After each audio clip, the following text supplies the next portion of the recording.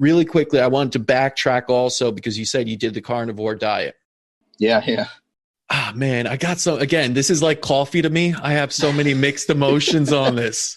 I mean, my father, doctor, and many other doctors that are, of a certain level in their 70s now would feel really weird about a carnivore diet, and understanding that most Americans eat too much meat. And again, I don't know if that's really true, because too much, what is that? Each person is different. An Eskimo probably eats just enough meat every single day because they're Eskimos, while someone on the Exactly. Mediterranean wouldn't. But tell me about your experience on the carnivore diet and just what you found with that. It's so interesting to me because it goes against a lot of what I originally thought. I've been very focused on ketogenic kind of diets, and I've loved this since I've learned about Dave Asprey years ago.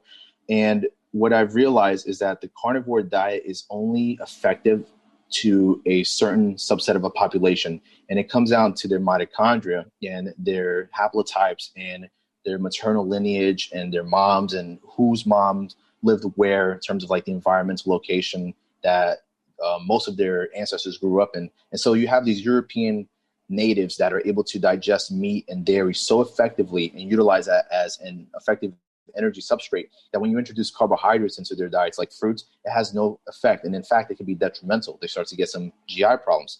Then you have other people that are more in the tropical regions, like say Jamaica. If you were to try giving them a full carnivore diet, they probably wouldn't be able to digest all of that fat. They'll have gallbladder problems, cholecystitis, and so on. And because of that, it's only effective for those people that have been exposed to that amount of meat for such a long period of time. So when you hear bad things about the carnivore diet, I think it really comes down to understanding mitochondrial haplotype and their lineage. And if people don't understand that, they can easily categorize it as something bad. But meat is, in general, to take the perspective outside of what our original thinking about meat is and put it in an evolutionary context, we would have only had access to most sources of meat instead of fruits and vegetables and tubers. And even back then, before industrialization and even before agricultural revolution, those things would have been it couldn't have been consumed by humans because they were so foreign to our own physiology. They've had way more fibers, way more pesticides and plant toxins in general. It wouldn't have been possible until we kind of hybridized those plants and those fruits. And because of that, it just points to me anthropologically that we were meant to consume animals more than anything else. And we were meant to thrive based off of this. One of the ways I really started to kind of shift towards the carnivore side of things was when I was talking to my professor about mitochondria again. And he mentioned to me an experiment that he did with his professor a while ago when he was doing his PhD. He's a mitochondrial researcher by heart. And he mentioned that when you extract mitochondria to test it and do cultures with it and so on, the way he would do it was asking a butcher to cut a certain part of the cow. And then from there, he would get that 5 pounds, 6 pounds of meat, and he'll be able to extract the mitochondria from that 5 to 6 pounds of meat with certain techniques and chemistry to then get such a large, dense amount of mitochondria.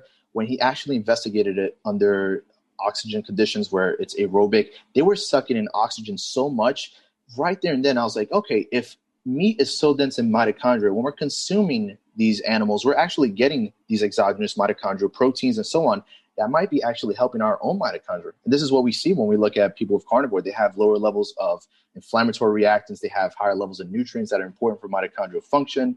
It wouldn't be surprising to me that the reason athleticism and so on developed in the first place was thanks to a high mitochondrial diet, which in this case would have been meat. Yeah. I'm still conflicted a little bit, but right. I've definitely included a lot more higher quality organ meats, and I'm enjoying that. I'm enjoying just the act of cooking a lot more with new things, because everyone thinks meat is like, all right, you either have a hamburger or some chicken.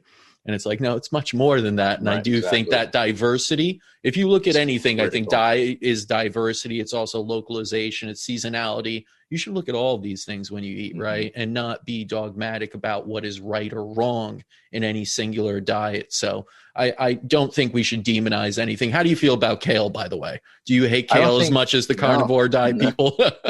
Definitely not. I don't think kale can be that bad, especially with the oxalate idea of oxalates just being destructive to your body.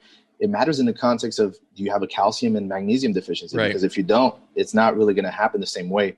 And do you have any kind of kidney problems? Because if you don't, you're not going to get oxalate crystal formations. Then right there and then the argument kind of falls short. But of course, like any food, there's problems with it. Kale tends to uptake heavy metals too easily, like thallium and so on. So it could be detrimental. And the cruciferous compounds like indole-3 carbinol, even though they're anti-estrogenic, they can also be pro-carcinogenic. They can cause cancer in excess and so on. So it once again comes down to context. Context is the biggest thing with any medical, physiological, biochemical thing, whether you're applying it or you're just theoretically looking at it, investigating it, context matters.